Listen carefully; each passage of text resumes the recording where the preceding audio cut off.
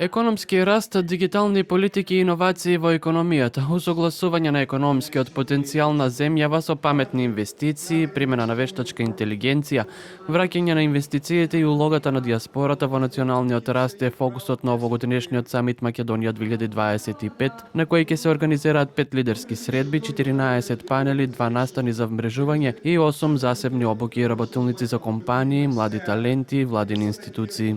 Нашата цел за креирање на напредна и просперитетна држава е делумно постигната. Развиена инфраструктура, квалитетно образование, добро здравство, владење на правото и неселективен пристап во борбата со корупцијата. Со имплементиран систем за меритократски вредности каде знаењето и професионализмот ќе се ценат и ќе бидат основа за идните млади генерации да градат својата иднина токму тука дома. Извршната директорка Никица Мојсовска-Блажевски потенцира дека бизнисмените и натаму се перцепираат како профитери, а не како креатори на работни места. Како општество, мислам дека немаме изградено консенсус каква држава сакаме да имаме, каква економија сакаме да имаме. Од една страна сакаме пазарна економија, од друга страна бараме државен интервенционизам. Сакаме ниски даноци и придонеси, но сакаме здравствен и социјален систем како оној во Шведска. Работниците се борат за повисока минимална плата, наместо да се борат за поголеми вештини кои што ќе ги извадат од замката на минимална плата.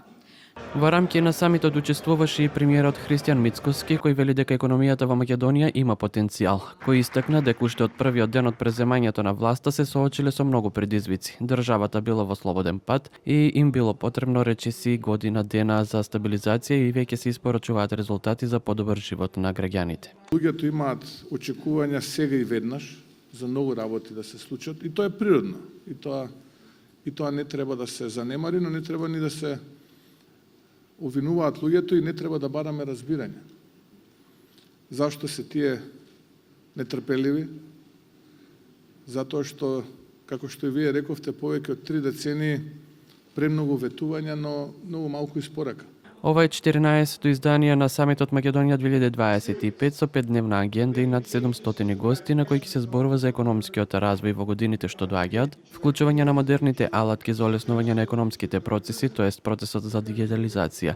Македонија повторно да биде реформски лидер. Неопходно е континуирано инвестирање во инфраструктурата, а се мисли на коридорите 8, 10 и 11, важни за истокот и југот од светот, а со тоа и многу профит за македонската економија.